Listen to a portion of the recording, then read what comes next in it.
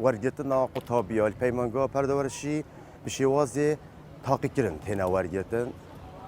او تاقی کرن جی چند خالن شیانت لشینک و دویا امتدا انجام بدین و تلاشوان دا دیار بکن که چرا داد باشن و بشن ورزشه که بکن افصاله رجاء که زورا قطابیات هاتین توشی بیجی حتی 900 هاتین یعنی 650 کرک و بصدو 6 هفته کشکت هاتین يعني أفا همي دي تاقي كرني كان نشين هم يوار بقرين ديفرين مايا بينجي بينجينا بينجي كتشم بينجي كورن والديف أنجام تاقي كرني دانا يبدأ سقوفاتين البراكتيك دا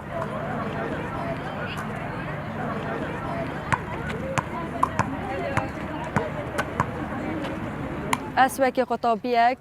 من نه خلاص کرد حزام بو از به ما مصطفی شروجی ورزشه از خلاص بوم که پیشکشی معهد ورزش کرد راستا گلک قطابیت هاتین افریقیا ولی مدوتش ایکش وان قطابیا بم که بیم ورگتن پیمون که ورزشه تاقی کرن گلک درسته تینه کرن دیف شیان طالبانه که او چند خواستان دیا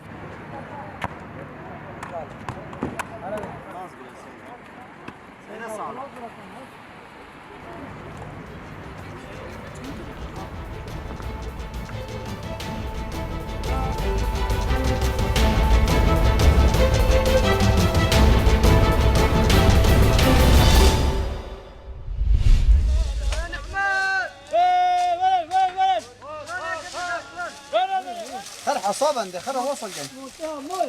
والله ما شاء الله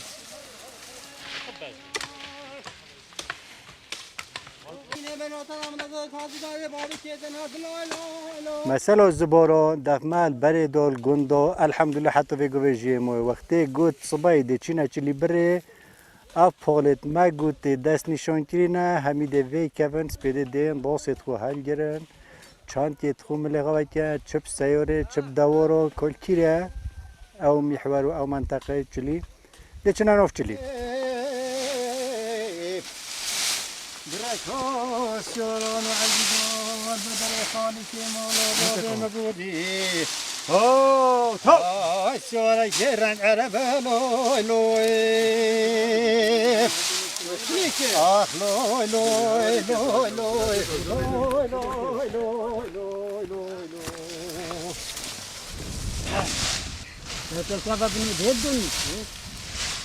يا ابو زبستون هم برين هم ام خلطات برين بو زبستون باس استفاده لي كذا وقت بافلت الدنيا هم جي افخل با دني بنوا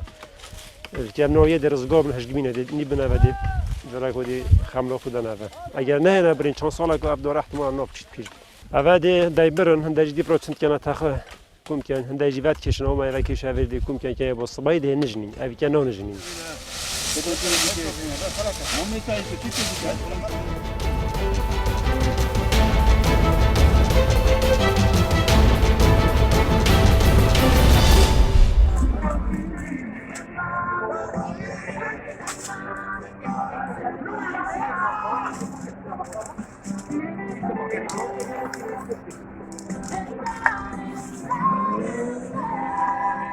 Bueno, hace 24 años que me dedico profesionalmente a pintar y vender mis obras. Esta técnica la denominamos spraygrafía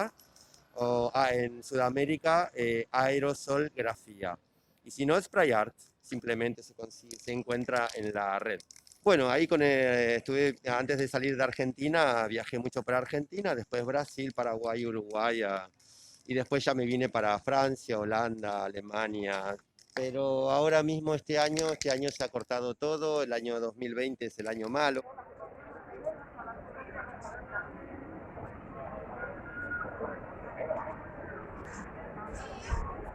Bastante impactante, ¿no? Lo que veo en las calles, ¿no?